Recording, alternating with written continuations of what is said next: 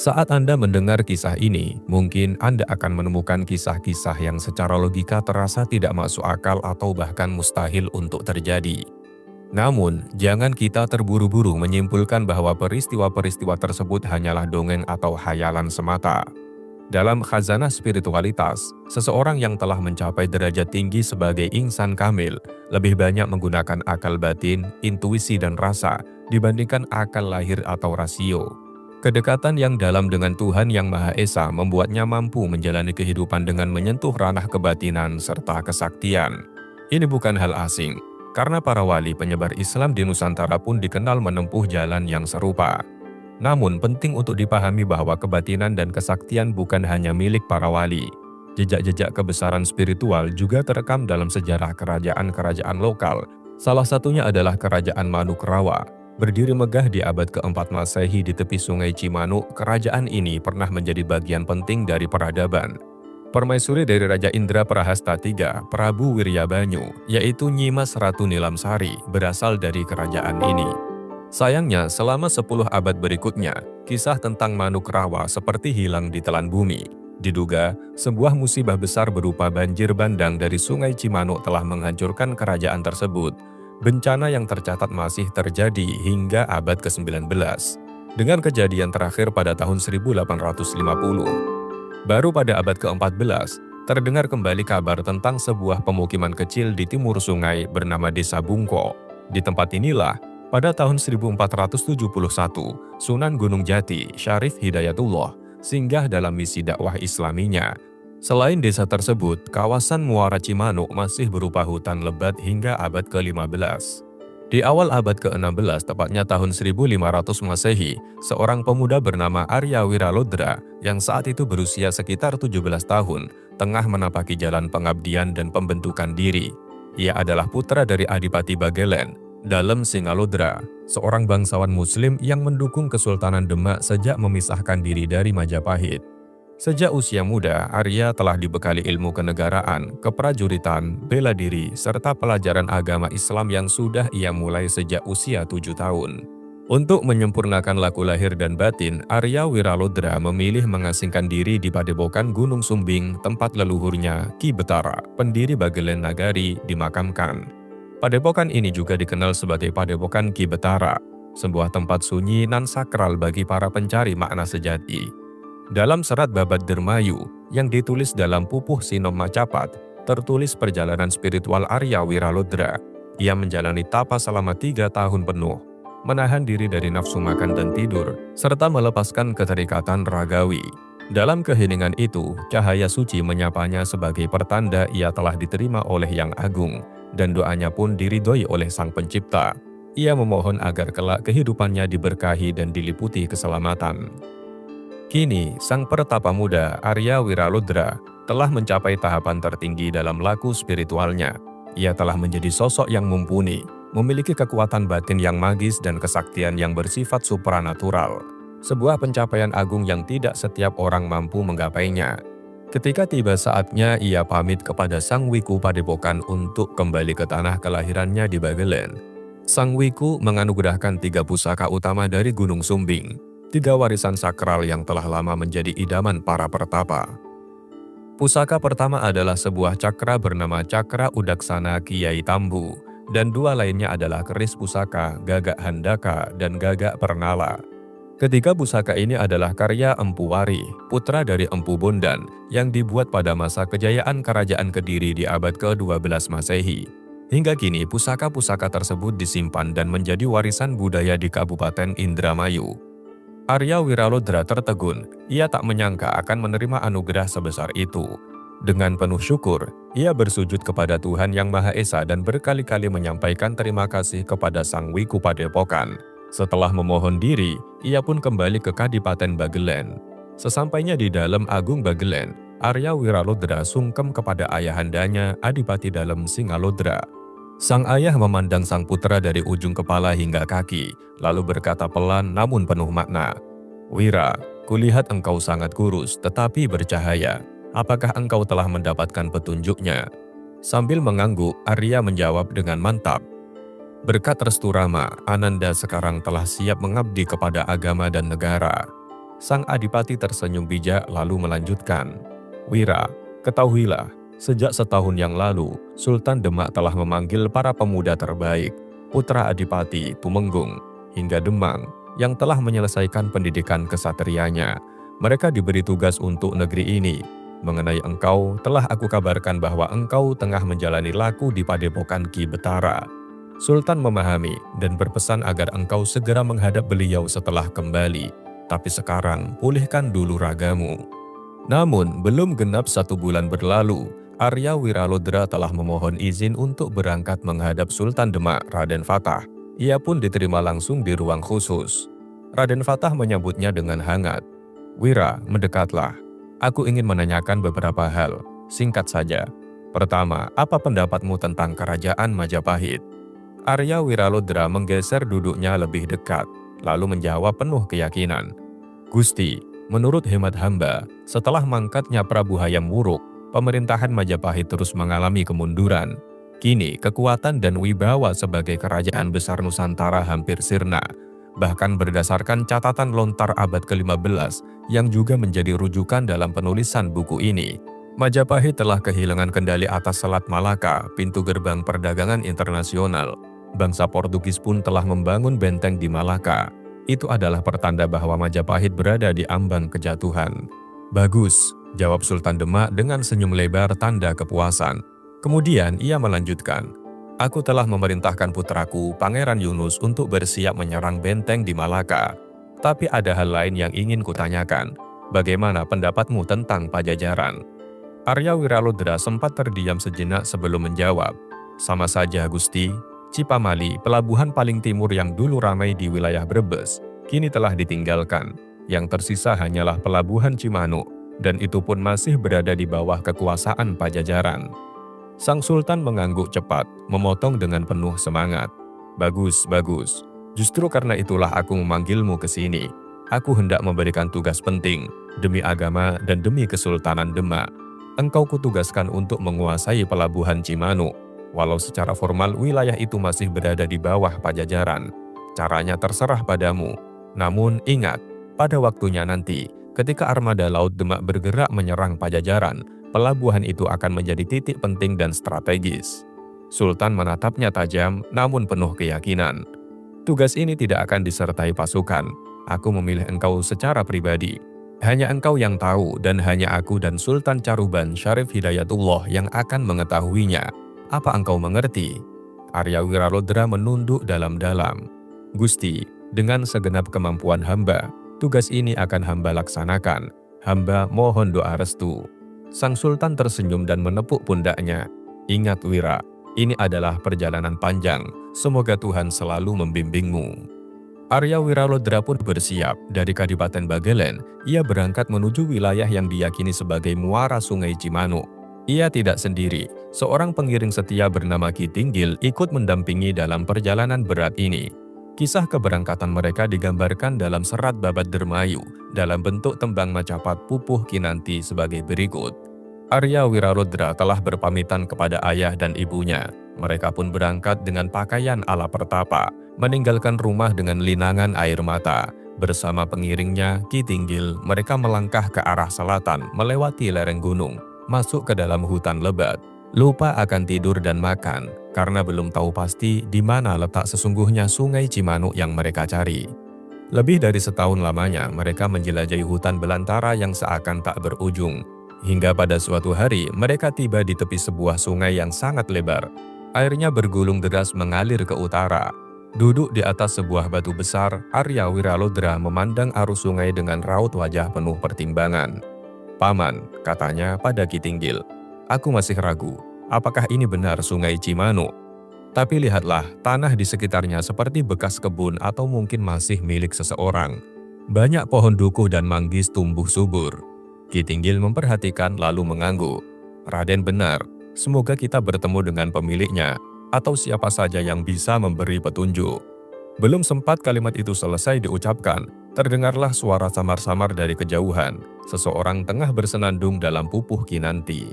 Dari kejauhan, suara senandung Pupuh Kinanti terus terdengar, meski maknanya tak sepenuhnya dipahami oleh Arya Wiralodra. Meski tak memahami bait-bait itu sepenuhnya, Arya Wiralodra merasa hatinya hangat. Suara itu bagai isyarat akan hadirnya pertemuan, dan memang benar, akhirnya akan ada manusia lain yang mereka jumpai setelah sekian lama menyusuri hutan sunyi. Sambil menepuk lengan Ki Tinggil, Arya berkata dengan semangat, "Paman, suara itu datang dari arah sana." Tangannya menunjuk sisi hutan yang agak terbuka di pinggir sungai. Tak lama berselang, di balik semak-semak yang ditunjukkan itu, muncul sesosok lelaki tua. Langsung saja Arya Wiralodra bangkit dan menyambutnya dengan hormat. Ia mengucap salam, "Sampurasun wahai kakek, tolonglah kami." Orang itu membalas senyum dan dengan isyarat tangannya, mempersilahkan mereka duduk di sebuah batu datar. Ia menyalami Ki Tinggil dan kemudian duduk di samping Arya Wiralodra. Tak menunggu lama, Arya pun segera bertanya, "Kakek, kami adalah pengembara dari Begelen Nagari. Telah lebih dari setahun kami menjelajahi hutan ini, mencari sungai yang bernama Cimanu. Baru hari ini kami bertemu manusia pertama dalam perjalanan kami, dan itu adalah kakek. Dapatkah kakek memberitahukan, apakah sungai yang kami temui ini adalah sungai Cimanu?" Orang tua itu hanya tersenyum bijak. Ia berdehem pelan sebelum berkata, suaranya tenang seperti arus sungai. "Cucuku, sungai ini adalah sungai Citarum, dan kalian sekarang telah berada di wilayah Karawang. Sungai Cimanu yang engkau cari justru telah terlampaui jauh. Kalian harus kembali ke arah timur dan ikutilah jalur pesisir utara." Begitu kalimat itu selesai diucapkan, sang kakek menghilang dari pandangan seakan lenyap di telan semak-semak dan kabut pagi. Arya Wiralodra hanya bisa tertegun. "Aku menyesal," gumamnya. Belum sempat menanyakan nama dan asal-usulnya. Ki Tinggil meski tampak lelah menimpali dengan cepat. Sejak awal paman telah menduga ada yang berbeda dari kakek itu. Tapi kita patut bersyukur. Meski misterius, beliau membawa kabar penting. Karena itu, Raden, sebaiknya kita segera lanjutkan perjalanan. Arya mengangguk setuju dan mereka pun mulai melangkah kembali. Kini menuju timur laut, merambah hutan dan menyusuri jalur pesisir seperti yang disarankan sang kakek. 2 bulan lamanya mereka berjalan tanpa henti. Tubuh kian lelah, semangat nyaris padam. Sampai pada suatu hari ketika sinar matahari hanya menembus celah rimbunnya pepohonan, mereka menemukan sebuah sumber air jernih di antara semak dan akar-akar pohon besar. Arya Wiralodra menghentikan langkah dan berkata, "Paman, mari kita berhenti sejenak. Lihat, ada sumber air, kita bisa mandi dan beristirahat." Ki Tinggil mengangguk lelah hampir tak bersuara. "Benar, silahkan Raden mandi dulu." Sementara Arya membasuh tubuh di air yang segar itu, Ki Tinggil terlelap di bawah rindangnya pohon. Tempat itu kemudian dikenal sebagai Pasir Ucing, sebuah lokasi yang kelak dikeramatkan karena sumber airnya dipercaya membawa berkah dan ketenangan bagi jiwa-jiwa yang sedang berkelana. Selama seminggu mereka beristirahat, menyegarkan tubuh dan jiwa. Setelah itu, dengan semangat yang baru, mereka melanjutkan perjalanan membawa harapan, petunjuk dari sang kakek misterius, dan keyakinan bahwa tujuan mereka sudah semakin dekat. Setelah menempuh perjalanan panjang dan melelahkan, pada suatu hari Arya Wiralodra dan Ki Tinggil akhirnya tiba di sebuah hamparan tanah yang terbuka. Mereka tercengang. Tanah itu rupanya telah dibuka oleh tangan manusia. Pohon-pohon tampak roboh, bekas ditebang dengan kapak. Di kejauhan, tampak ladang padi gogo, palawija, dan pohon-pohon tebu tumbuh subur. Hati Arya Wiralodra sontak dipenuhi rasa gembira. "Paman," katanya dengan semangat, "kita akan segera bertemu dengan orang. Lihat itu, tanaman-tanaman ini bukti ada peladang di sini. Mari kita cari dia." Namun Ki Tinggil menahan langkahnya. "Tunggu," katanya cepat. Ia melompat lincah ke sebuah pohon dan memanjatnya. Setelah mengintai dari atas, ia berseru, "Itu dia, lihat ke arah utara. Dia datang ke arah kita." Ternyata si peladang sudah menyadari kehadiran mereka. Bahkan sebelum Arya Wiralodra dan Ki Tinggil sempat menyusuri ladang mencari jejak, si peladang sudah berdiri di hadapan mereka. Ia menyapa dengan ramah dan suara lantang. "Kisanak, selamat datang di tanah kami." "Terima kasih," sahut Arya Wiralodra sambil mengulurkan tangannya. Ki Tinggil pun menyambut salam itu hangat. Peladang itu menatap mereka dengan rasa ingin tahu. "Kisanak hendak kemana sampai bisa tersesat sejauh ini? Mengapa hanya berdua? Apa ada musibah? Mana rombongan kalian yang lain?" Dengan tenang namun penuh semangat, Arya Wiralodra menjawab, "Kanda, kami memang hanya berdua. Namaku Wiralodra dan ini pamanku, Ki Tinggil. Kami datang dari Bagelen." Peladang itu tiba-tiba terdiam, pandangannya menajam. "Dari Bagelen," katanya pelan. Lalu melanjutkan dengan nada penasaran, "Apakah kalian ada hubungannya dengan Temanggung Wirakusuma dari Banyu Urip?"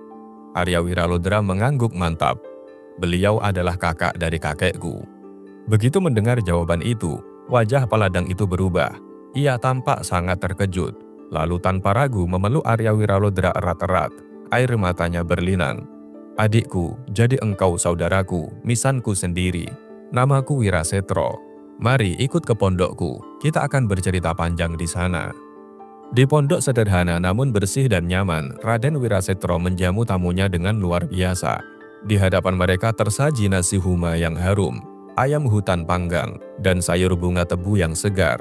Sambil makan, Wirasetro mulai bercerita tentang perjalanannya bersama rombongan yang membawanya sampai ke wilayah ini yang disebut Pageden, daerah yang kelak menjadi tempat keturunan Raden Wirasetro membangun kehidupan dan menurunkan para dalam Pageden.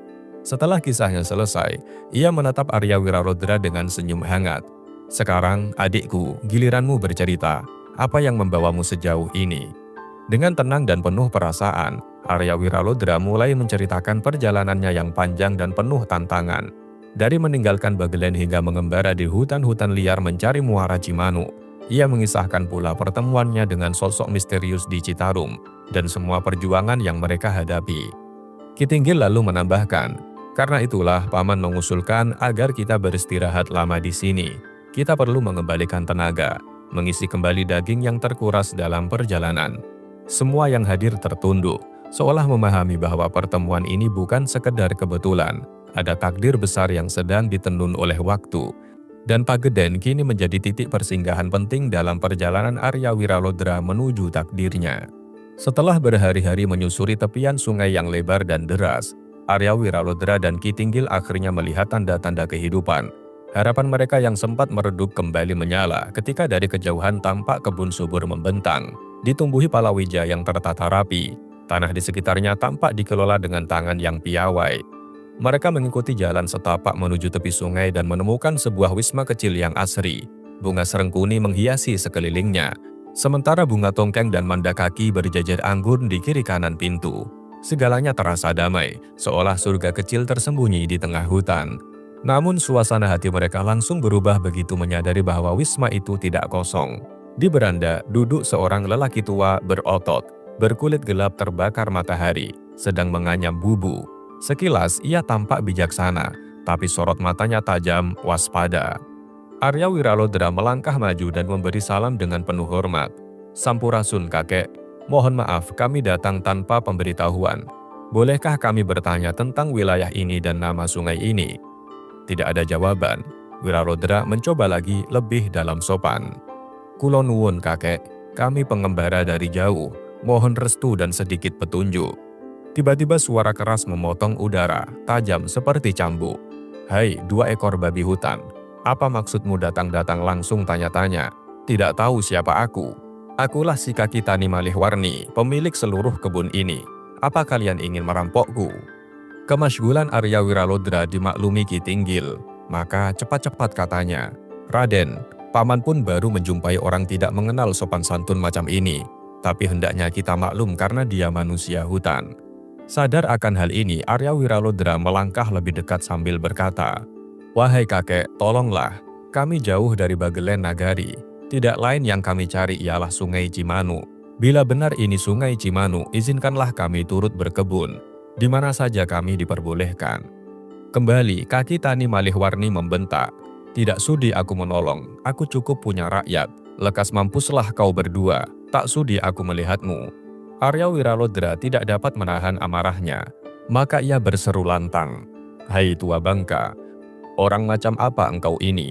Tidak punya hati baik. Kalau memang kebun ini milikmu, sekarang akan aku rampas. Cobalah kau melawan." Dengan berani, Kaki Tani Malihwarni berdiri sambil bertolak pinggang, lalu berteriak lebih nyaring sambil menunjuk ke arah Arya Wiralodra, "Aku tidak takut pada anak kecil sepertimu. Semula kau bertanya tentang daerah ini, lalu tentang sungai, dan kini kau ingin merampas semuanya. Benar-benar berandal." Mendengar itu, Arya Wiralodra segera meloncat maju dengan gerakan cepat. Ia menyambar pergelangan tangan Malihwarni yang masih menunjuk dengan penuh amarah. Namun ternyata si tua Malihwarni cukup gesit. Begitu mendapat serangan kilat dari Arya Wiralodra, ia segera melempar tangannya ke samping kanan, diikuti dengan putaran tubuh yang lincah. Kaki kirinya melayang dari samping, menendang ke arah leher Arya Wiralodra.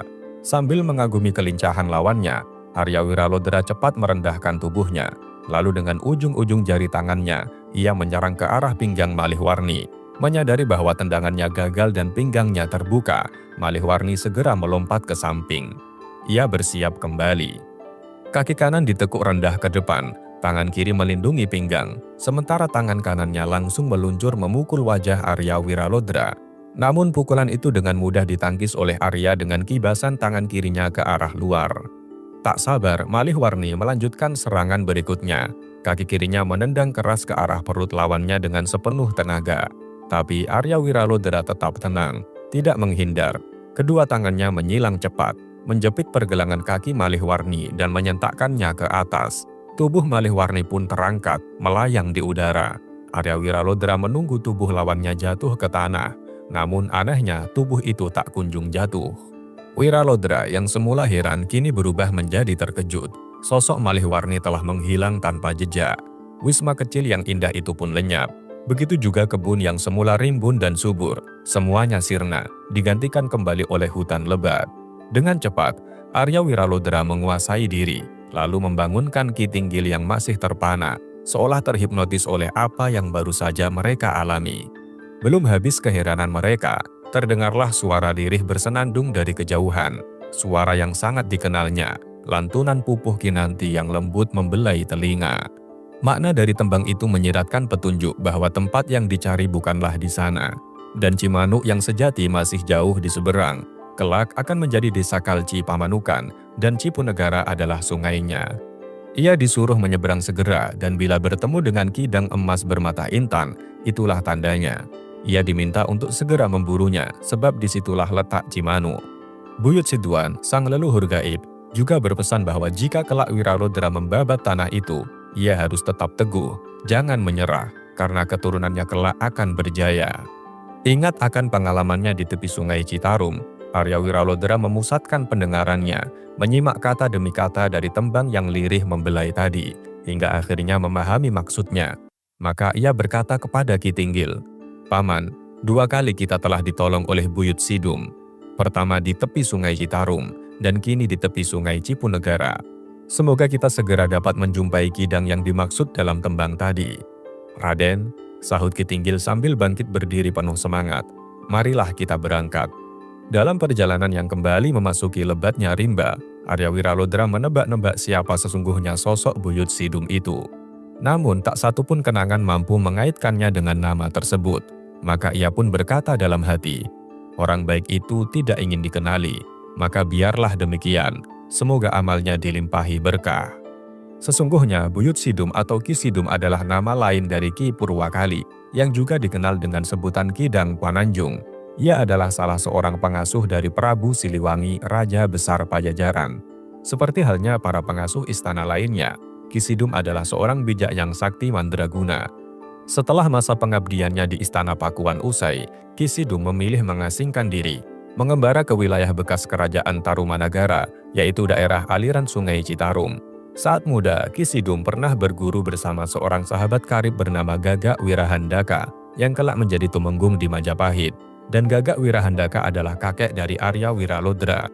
Karena itulah ketika Ki Sidum mengetahui bahwa Arya Wiralodra adalah cucu dari saudara seperguruannya, ia pun menganggap Arya sebagai cucunya sendiri, sesuai kaidah kehormatan dalam persaudaraan perguruan.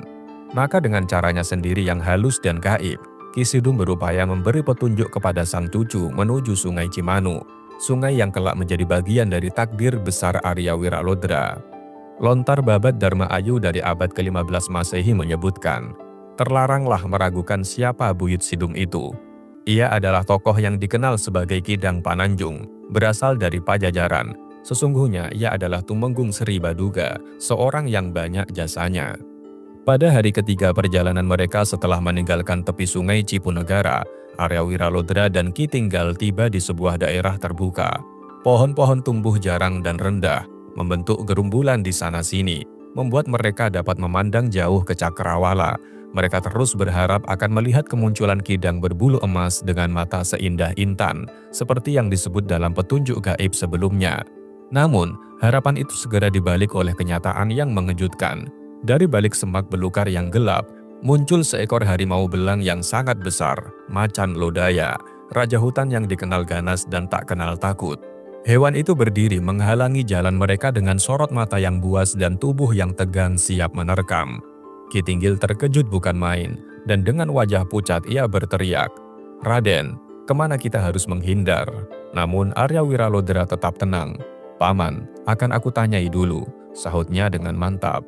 Ia pun melangkah maju, menatap tajam sang macan lodaya dan berseru, "Hai Kiai, apa maksudmu menghalangi perjalanan kami?" Harimau itu menggeram hebat, lalu mencakar-cakar tanah dengan kukunya. Tanpa memberi isyarat lebih lanjut, ia menerkam Arya Wiralodra dengan sebat. Namun sang satria telah bersiaga. Dengan gerakan cepat ia menggeser ke kiri dan menendang keras ke arah lambung si loreng. Tubuh sang macan langsung terlempar dan jatuh terguling ke balik belukar. Ki Tinggil yang telah bersenjata batang kayu langsung mengejar, namun tanpa ia duga, dari balik belukar yang sama, muncul seekor ular besar yang dengan cepat meluncur ke arahnya. Dengan sigap, Ki Tinggil memutar kayunya dan menghantam keras kepala si ular. Ular itu terpelanting, menggelepar, dan terjerumus ke sungai besar yang tiba-tiba tampak mengalir deras di samping mereka. "Raden, dari mana datangnya sungai besar itu?" tanya Ki Tinggil dengan nafas terengah. Arya Wiralodra tak menjawab segera. Ia menatap sungai itu dengan pandangan tajam, lalu membuka sarung sang cakra udaksana, senjata pusaka warisan leluhur. Dengan ayunan mantap, cakra itu dilemparkan ke permukaan sungai. Seketika, sungai tersebut lenyap dan kembali menjadi belukar biasa. Jelas, sungai itu hanyalah ilusi gaib yang mencoba menyesatkan mereka. Baru saja Arya Wiralodra memungut kembali senjatanya, tiba-tiba muncul seorang wanita muda yang luar biasa cantik. Ia melangkah mendekat dengan anggun, senyumnya mempesona, dan suara senandungnya menggema dalam bait pupuh sinom. "Aku masih sendiri, belum bersuami. Namaku Larawana. Bila tuanku berkenan, aku akan menuruti kehendakmu. Aku sanggup membantu dalam kekayaan dan kesaktian, asal kau bersedia menjadikanku istri." Seketika Arya Wiralodra terdiam. Ujian lain telah tiba, bukan ujian kekuatan, melainkan ujian hati dan niat. Setelah berhadapan langsung, Mujang cantik itu berkata lembut, "Aduhai sang perkasa, kujumpai tuan di tengah rimba, sedang mencari apa?" "Namaku seperti telah kusebutkan adalah Larawana, seorang gadis yang belum pernah bersuami. Terimalah lamaranku, jadilah suamiku, akan kupenuhi segala keinginanmu."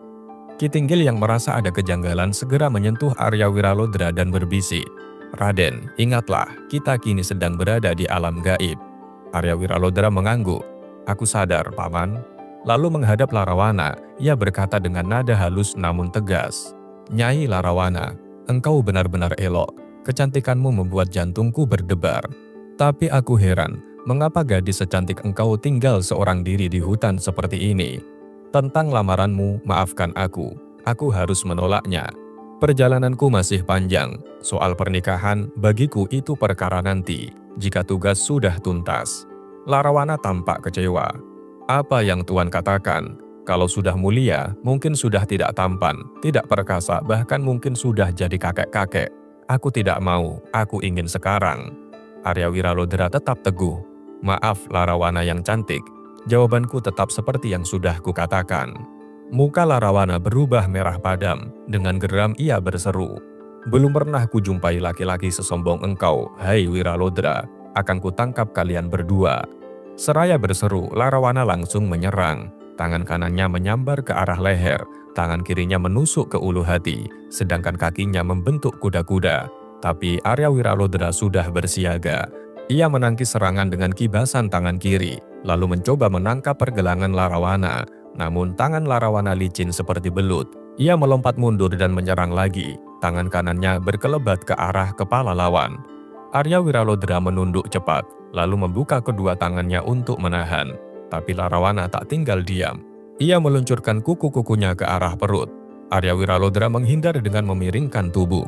Lalu secara kilat menangkap pinggang Larawana dari samping. Terkejut dengan gerakan itu, Larawana segera mengangkat kedua kakinya dan menendang dada lawan. Tapi Arya Wiralodra tetap teguh, hingga tubuh Larawana terlempar jauh ke belakang, berputar di udara, lalu mendarat ringan bak bidadari dari kayangan. Kini di tangan Larawana tergenggam sebuah busur dan anak panah berantai emas. Ia berseru lantang, "Hai Wiralodra, lihat senjata rantai ini, akan kuikat engkau kini." Busurnya dipentang dan anak panah melesat cepat. Namun begitu menyentuh dada Arya Wiralodra, terdengar suara seperti besi beradu baja. Anak panah itu patah dan terpental. "Raden Arya, bagus dan guna sakti," ujar Larawana kali ini dengan suara lembut. "Aku sudah bertekad, bila tidak jadi sejoli, lebih baik mati.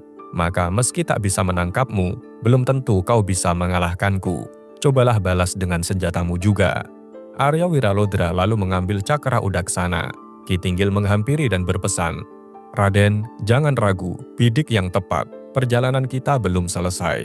Setelah mengangguk, Arya Wiralodra memutar cakra, lalu melemparkannya, tepat mengenai Larawana, dan dalam sekejap ia lenyap.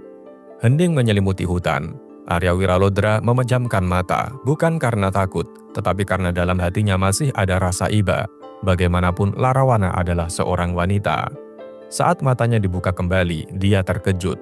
Di tempat Larawana berdiri, kini muncul seekor kidang berbulu kuning keemasan, dan mata seindah intan. "Paman, itulah Kidang Kencana," serunya gembira. "Tak salah lagi Raden, memang itulah dia," sahut Ki Tinggil menepuk perutnya kegirangan. Mereka pun segera mengejar kidang itu yang berlari ke arah timur. Perburuan memakan waktu berminggu-minggu. Ajaibnya, Kidang Kencana seperti tahu saat mereka kelelahan, ia akan merebahkan diri dan menunggu di kejauhan. Hingga pada suatu hari yang cerah, Kidang Kencana menghilang. Namun tidak lama berselang, di hadapan mereka terbentang sebuah sungai besar yang mengalir deras dari selatan ke utara. Itulah Sungai Cimanu.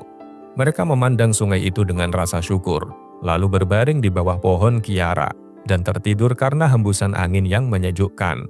Dalam keadaan setengah sadar, mereka kembali mendengar senandung Ki Buyut Sidum, kini dalam pupuh Sinom. Serentak mereka terbangun dan bersujud syukur. "Paman, inilah tanah yang dijanjikan itu. Betapa bahagianya aku," kata Arya Wiralodra penuh haru. "Raden, pertolongan Ki Sidum sungguh luar biasa. Paman pernah mendengar kisah dari eyangmu Gusti Sepuh Wirahandaka tentang saudara seperguruannya yang mengabdi di Pajajaran. Mungkin dia adalah Ki Sidum. Nanti Paman akan menceritahu lebih lanjut. Sekarang marilah kita cari tempat untuk menetap." Setelah menjelajahi sekitar, mereka menemukan tanah datar dan luas di sebelah barat Sungai Cimanuk, yang kelak menjadi desa Sindang. Arya Wiralodra dan Ki Tinggil membuka hutan di tanah Cimanuk dan membangun pondok tinggal. Pembukaan hutan menimbulkan keributan, tak hanya di dunia nyata tapi juga memancing kemarahan bangsa makhluk halus. Konflik pun terjadi antara mereka dengan Arya Wiralodra. Nyi Ratu Kidul mengutus Kalacungkring untuk meredakan konflik ini dengan memerintahkan Raja Pulomas Werdinata berdamai. Dalam pertemuan, Werdinata memutuskan masuk Islam dan diangkat menjadi Sultan bangsa Jin. Beberapa waktu kemudian datanglah 7 tokoh dari Dukuh Bungko yang ingin kembali menetap. Arya menjamin keselamatan mereka. Penduduk bertambah dan pemerintahan lokal dibentuk dengan Ki Tinggil sebagai lurah. Arya kemudian menghadap Prabu Cakraningrat di Galuh Nagari dan diangkat menjadi Adipati Cimanuk bergelar Arya Indrawijaya. Setelah resmi menjadi penguasa, Arya pergi ke Demak dan Bagelen, menitipkan kepemimpinan kepada Ki Tinggil.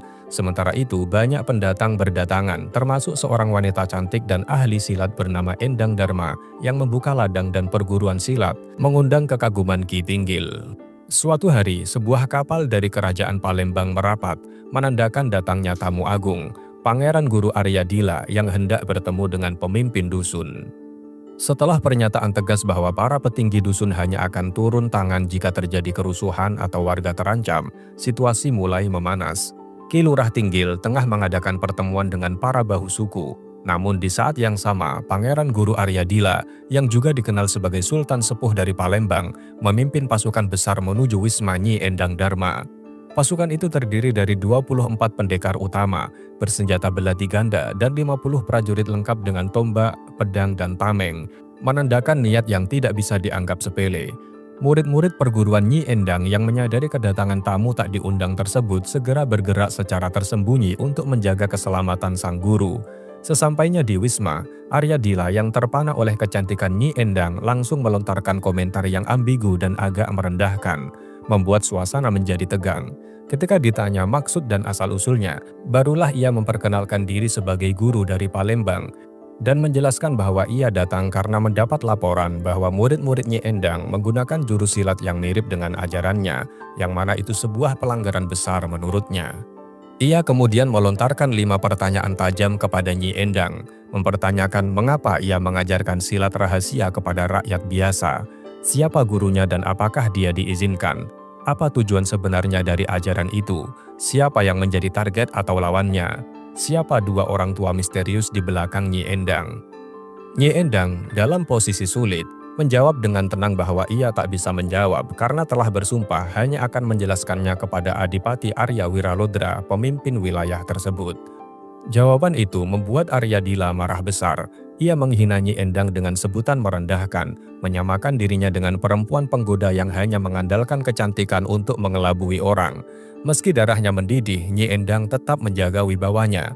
Ia membalas dengan sindiran tajam terhadap kurangnya sopan santun Arya Dila, dan dengan tegas memintanya meninggalkan tempatnya demi menghindari kekacauan, sebagai bentuk penghormatan kepada Ki Lurah Tinggil.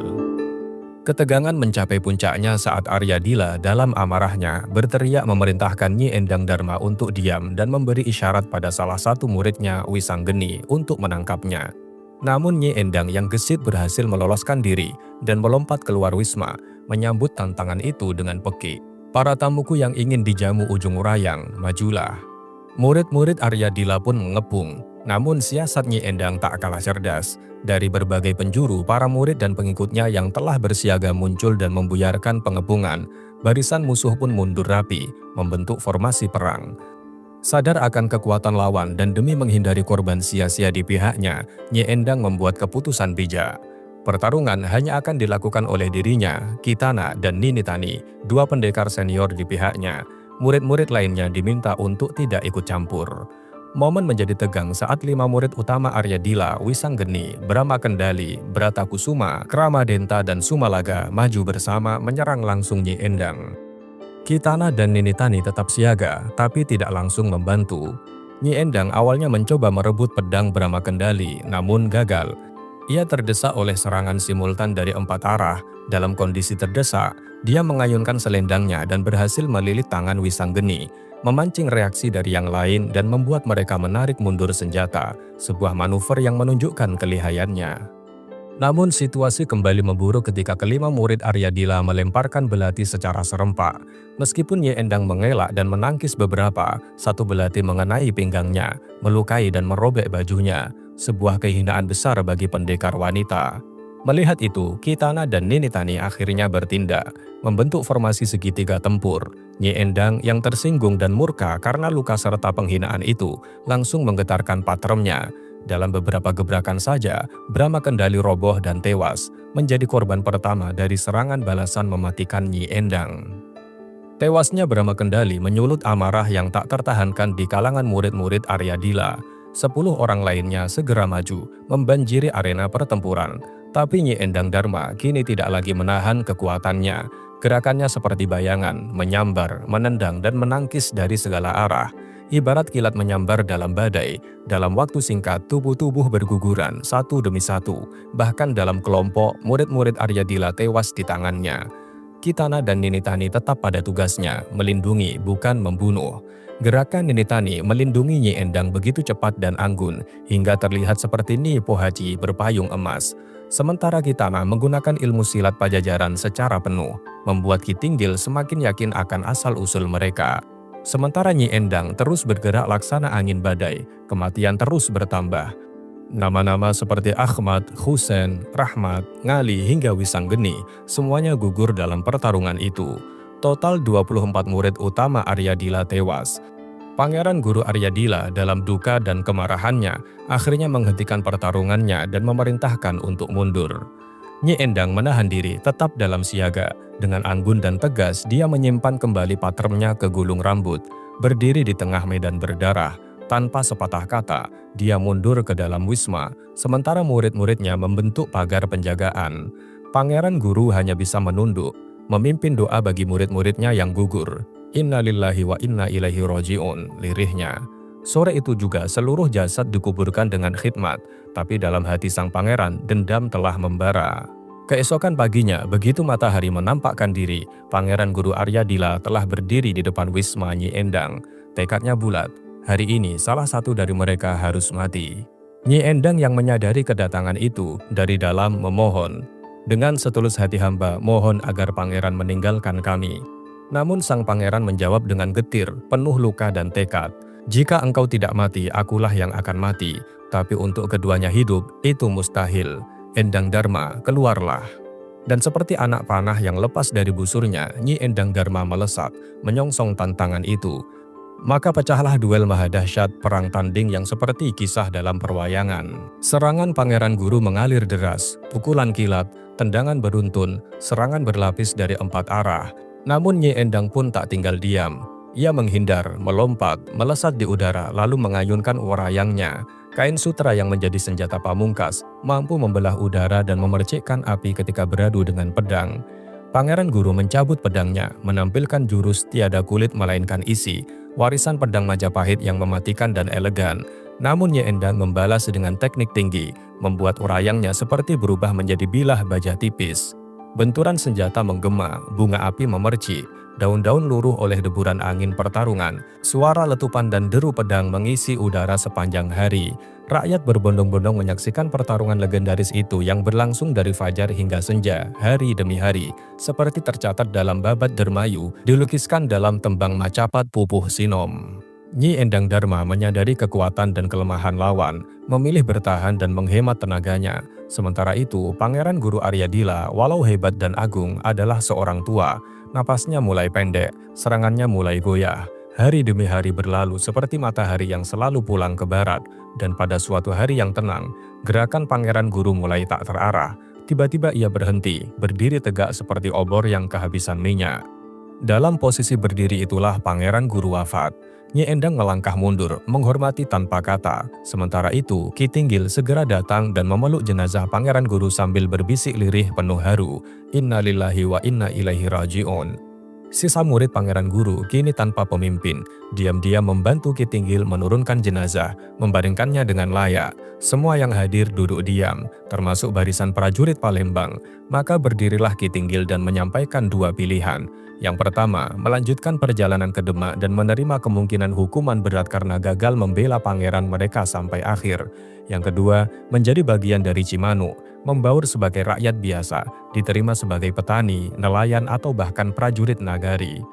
Tak ada satupun yang berdiri untuk memilih kembali ke Demak, maka jenazah Pangeran Guru pun dimakamkan bersama para muridnya di belakang Masjid Dermayu, dikenal sebagai pemakaman Pangeran Selawe, simbol 25 nyawa bangsawan yang gugur dalam satu peristiwa. Ki Tinggil yang diliputi duka lalu mengumumkan perubahan tata pemerintahan. Dirinya menjadi Demang Cimanuk, dan ke-6 bahu suku, Pulaha, Bayantaka, Jayantaka, Surantaka, Sanasara, dan Pusapita kini resmi menyandang jabatan lurah. Kepada Pulaha diserahkan amanat menjadi Demang sementara saat Ki Tinggil harus pergi melaporkan semua ini ke atasannya. Pada akhir tahun 1517 Masehi, Arya Wiralodra melakukan perjalanan ke Demak, tempat Sultan Raden Fatah menantinya. Ia membawa laporan resmi mengenai berdirinya Kadipaten Praja Cimanuk, pembangkangan Pangeran Guru, dan semua kejadian besar yang telah terjadi. Sultan memuji keberhasilan Arya Wiralodra membangun dan menstabilkan wilayah baru itu, dan memberinya petunjuk penting bagaimana menjalin komunikasi rahasia antara Demak dan Cimanuk. Namun sang Sultan menyampaikan kabar lain. Demak telah menghadapi pemberontakan besar. 5 kadipaten, Banyu Biru, Pamigit, Karangjati, Banyu Urip, dan Karanganyar bangkit melawan Demak. Tapi itu bukan tugas Wira, melainkan ayahnya, Sultan Raden Fatah ingin Arya Wiralodra fokus pada pembangunan Cimanuk. Setelah tugasnya di Demak selesai, Arya Wiralodra melanjutkan perjalanan ke Bagelen, tempat keluarganya tinggal. Ia disambut dengan isak haru, namun waktu tidak memberi jeda bagi istirahat. Bagelen menghadapi badai pemberontakan, dan Arya Wiralodra segera ditugaskan untuk menghadapi krisis tersebut. Catatan sejarah dari Lontar Babat Darmayu menggambarkan suasana itu dalam bait-bait Macapat antara pujian dan kecemasan. Tercatat bahwa Arya Wiralodra adalah pemimpin muda yang penuh kebijaksanaan, dan kini dia memikul tanggung jawab yang lebih besar, bukan hanya atas Cimanu tetapi juga terhadap tanah leluhurnya di Bagelen. Arya Wiralodra bersama saudara-saudaranya Raden Wangsanagara, Raden Tanujaya, dan Raden Tanujiwa membantu pasukan Demak memadamkan pemberontakan. Setelah tugas selesai, Arya hendak kembali ke Praja Cimanu, namun didatangi oleh Ki Tinggil yang membawa kabar dari Cimanu. Ki Tinggil menceritakan tentang kedatangan seorang wanita cantik dan sakti bernama Nyi Endang Dharma yang tinggal di Dukuh Cimanu. Ia dikenal karena kebaikan hati, kepedulian terhadap rakyat, serta keahlian bela dirinya. Ia bahkan membuka perguruan silat tanpa bayaran. Namun kedamaian itu terusik oleh kedatangan Pangeran Guru Aryadila dari Palembang, yang berujung pada kerusuhan dan kematian pangeran beserta para pengikutnya. Hal ini membuat Adipati Singalodra memerintahkan Arya Wiralodra untuk menangkap Nyi Endang Dharma dan membawa ke Demak. Setibanya di Cimanu, Arya Wiralodra akhirnya bertemu dengan Nyi Endang dan merasa terpesona. Ia meminta penjelasan tentang insiden kematian Pangeran Guru, dan Nyi Endang menjelaskan dengan jujur, didukung oleh saksi Ki Tinggil dan Ki Pulaha. Untuk menguji kemampuan Nyi Endang, Arya Wiralodra mengusulkan sayembara melawan dua saudaranya. Dalam pertarungan itu, Nyi Endang berhasil mengalahkan Raden Tanujaya dan Raden Tanujiwa dengan mudah tanpa melukai mereka secara serius. Akhirnya, Arya Wiralodra sendiri ingin menantang Nyi Endang di alun-alun keesokan harinya, bukan sebagai bentuk permusuhan, tapi karena rasa kagum dan ketertarikan. Namun, Nyi Endang merasa bingung karena hatinya sudah terpaut pada Arya Wiralodra sejak pandangan pertama. Konflik batin ini mengisi akhir cerita, memperlihatkan benih cinta di tengah ketegangan. Ki Tinggil menyadari gelagat antara Nyi Endang Dharma dan Arya Wiralodra, meski tak berkata langsung. Ia menjemput Nyi Endang untuk bersiap menghadapi pertarungan besar esok hari. Penduduk berkumpul di alun-alun menyaksikan dua pendekar hebat akan berduel. Pagi itu, Nyi Endang gelisah. Ia bertanya kepada dua pengasuhnya, Kitana dan Nini Tani, bagaimana mengalahkan Arya Wiralodra tanpa melukainya. Kitana menjelaskan bahwa Arya adalah pendekar kuat yang menguasai ilmu tinggi Triwikarma dan menyarankan Nyi Endang untuk bertarung sepenuh hati. Di gelanggang, Nyi Endang memulai pertarungan dengan jurus silat warisan Pajajaran. Ia menggunakan selendangnya yakni rayang untuk menyerang dan sempat melilit tubuh Arya. Tapi sang pendekar mampu melepaskan diri. Mereka bertarung sengit hingga akhirnya Nyi Endang meluncurkan senjata rahasia Rencong Pusaka Walisanga ke arah Arya. Arya menangkisnya dengan keris pusakanya. Ledakan energi dahsyat membuat penonton terpental, dan kedua pendekar hilang dari pandangan. Ternyata mereka duduk berdampingan berbincang akrab. Nyi Endang menggoda Arya untuk adu cepat, lalu melesat pergi. Arya pun menyusulnya. Mereka menghilang dari keramaian, berlari bersama hingga tiba di ujung jaya. Di sana, Nyi Endang ingin berwudu, tapi tak ada air. Arya meninju tebing dan muncullah mata air jernih yang jadi kolam. Mereka sholat bersama. Nyi Endang menabur bibit ikan dan bunga ke kolam, yang kelak dikenal sebagai kolam keramat ujung jaya. Saat Arya lengah, Nyi Endang menghilang. Ia melanjutkan pelariannya ke selatan, meninggalkan jejak sejarah. Arya mengejarnya, menyusuri hutan dan bukit yang kemudian dinamai berdasarkan peristiwa yang dialaminya, Pasir Anjing, Pasir Maung, dan Tarung Jambu. Hingga akhirnya jejak Nyi Endang berhenti di sebuah bukit, yang kini disebutnya Lindung. Arya Wiralodra dan Nyi Endang Dharma mencari tempat tenang dan memilih Bukit Marongge. Di sana, Arya menyatakan lamaran kepada Nyi Endang. Dengan hati berdebar, Nyi Endang menerimanya. Mereka sepakat menikah diam-diam di Pageden, disaksikan dalam Wirasetro. Setelah lamaran, Nyi Endang mengungkapkan jati dirinya. Ia adalah Gandasari dari Pasai, murid Sunan Gunung Jati, dan ditugaskan untuk mencuri pusaka sakral Galuh bernama Sarpa Kandaga, agar kekuatan spiritual kerajaan Galuh melemah. Arya Wiralodra ternyata juga agen rahasia Sultan Demak, bertugas di Praja Cimanu. Karena posisinya terlalu dikenal di Galuh, ia menyarankan Nyi Endang menyamar lewat sayembara mencari jodoh. Mereka pun menikah tanpa pesta. Setelah itu, Nyi Endang melanjutkan misinya meninggalkan suaminya untuk menyelenggarakan sayembara di Caruban. Arya memberitahu para pengasuh Nyi Endang agar merahasiakan pernikahan mereka. Sementara itu, Adipati Kuningan, Arya Kamuning, menyerang Galuh lebih awal karena tak sabar menanti keberhasilan misi Gandasari. Serangan ini gagal dan memicu kesiagaan penuh Galuh.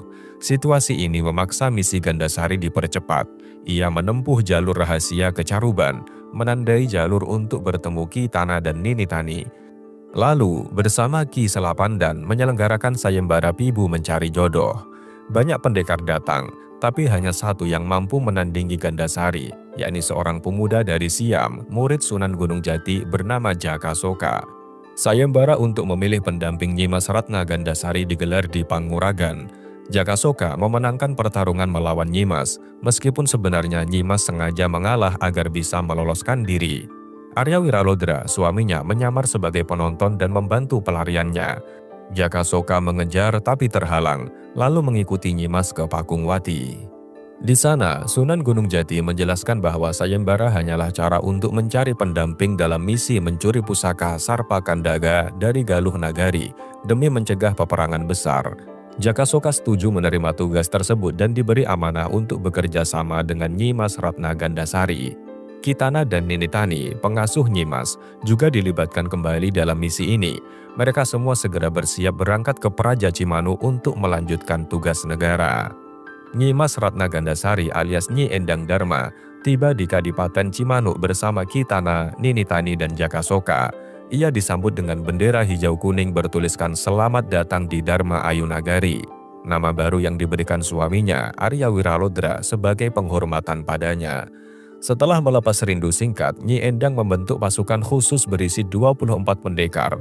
Ia lalu menyamar sebagai permaisuri resmi Arya Indrawijaya untuk menyusup ke Galuh Nagari, membawa pasukan kecil ke Sadomas. Di Galuh, ia berhasil menghadap Prabu Cakraningrat dan mengelabui istana. Malam harinya, ia mencuri pusaka Sarpa Kandaga dari dalam istana Galuh, lalu melarikan diri bersama Jakasoka dan pasukannya. Sebelum pergi, ia mengungkapkan jati dirinya sebagai Gandasari, murid Sunan Gunung Jati, dan menyampaikan pesan perlawanan ke Galuh. Setibanya di Caruban, pusaka Sarpa Kandaga diserahkan ke Sunan Gunung Jati. Setelah itu, Gandasari dan pasukannya kembali ke Dharma Ayu, bersiap untuk peperangan besar. Pasukan Galuh yang dipimpin Prabu Cakraningrat dan Arya Kiban bertahan di Bukit Girinata. Namun, hilangnya pusaka Sarpa Kandaga membuat moral pasukan runtuh. Ketika pasukan gabungan Caruban Demak yang dipimpin Walang Sungsang dan Arya Kamuning menyerang dengan meriam, Galuh porak-poranda. Dalam kekacauan, muncul seorang petani tua misterius yang menghancurkan meriam Demak seorang diri. Setelah itu, ia mendaki Girinata dan memberi aba-aba pergerakan strategis lewat sinyal bendera, membuka harapan baru di tengah kehancuran. Setelah kekalahan pasukan Galuh di lembah Girinata, seorang petani tua yang sebenarnya tokoh misterius menutup jalur masuk pasukan Caruban atau Demak dengan meruntuhkan tebing. Di tengah kekacauan, ia menyusup ke istana Sadomas, memperingatkan permaisuri dan membantu pelarian keluarga istana lewat jembatan rahasia sebelum menghancurkannya dan menghilang. Pasukan Nyimas Ratna Gandasari tiba tak lama setelah itu bersama Arya Kamuning melalui strategi dan kepiawaiannya. Nyimas membantu menyeberangkan pasukan melintasi sungai. Ia menyadari bahwa tugas penyelamatan telah dilakukan si petani tua dan menahan diri dari konflik dengan Arya Kamuning. Sementara itu, istana Galuh telah dijarah oleh pasukan gabungan Caruban Demak. Ki Kuwu membagi harta rampasan perang dan perempuan sebagai hadiah kepada pasukannya. Namun masyarakat tetap mengenang Nyimas Ratna Gandasari alias Nyi Endang Dharma, istri Arya Wiralodra, sebagai pahlawan sejati. Pada pesta kemenangan, ia diberi gelar Nyimas Ratna Gumilang atau Ratu Saketi Utama. Tapi firasat Arya Wiralodra tentang ancaman dari timur segera terbukti benar. Pasukan Arya Kamuning datang menuduhnya sebagai pembelot dan mencuri harta. Arya Wiralodra membela diri dengan tenang dan membuktikan bahwa semua tuduhan tidak berdasar. Saat akan dihukum mati, Ki Tana dan Nini Tani, pendekar Pajajaran, muncul dan menyelamatkan Arya Wiralodra dari eksekusi. Konflik antara nilai kehormatan, aturan perang, dan keluhuran budi Sunan Gunung Jati menjadi pusat ketegangan narasi ini. Arya Kamuning menyerang Arya Wiralodra, tapi justru kalah telak dan jatuh tertelungkup. Dipasara yang ingin membantu, dilumpuhkan oleh tendangan Nyimas Ratna Gandasari. Saat Arya Kamuning memerintahkan pasukan menyerbu, Gandasari menghentikannya dengan menyebut dirinya murid Sunan Gunung Jati dan melarang prajurit masuk demi menyelamatkan Arya Kamuning. para prajurit pun mematuhinya. Dalam keadaan terluka, Arya Kamuning memberi aba-aba untuk menyerbu Praja Cimanuk secara diam-diam. Tapi Gandasari, Kitana, dan Ninitani ditahan Arya Wiralodra agar tidak mengejar dulu. Pasukan dibiarkan menyeberangi Sungai Kamal terlebih dahulu. Pasukan Kuningan yang mengikuti Arya Kamuning justru tersesat karena pengaruh jimat Oyot Mingmang. Mereka mengira sudah sampai di Indramayu, padahal berada di Cirebon. Hal ini menyebabkan kebingungan besar dan tawa dari pihak Wiralodra. Arya Wiralodra membebaskan Arya Kamuning dan bahkan membantu menyembuhkan lukanya. Namun Gandasari kemudian kabur ke arah Cimanuk, diikuti oleh Arya Kamuning. Arya Wiralodra menyampaikan kejadian ini kepada Sultan Caruban yang mengakui ketidakdewasaan Arya Kamuning dan melepaskan Gandasari dari tugasnya sebagai garwa untuk membantu pembangunan dan dakwah Islam. Arya Wiralodra menyebut bahwa tugas barunya dari Sultan Trenggono adalah memperluas dermaga Cimanuk untuk kepentingan Angkatan Laut. Dia juga menceritakan upayanya menyingkirkan patih non-muslim Arya Danujaya dengan diplomasi halus demi menjaga dominasi pemerintahan Islam di Praja Cimanuk. Serat Babat Dermayu dan tulisan Tome Pires mencatat dominasi Islam di wilayah Cimanuk sejak awal abad ke-16.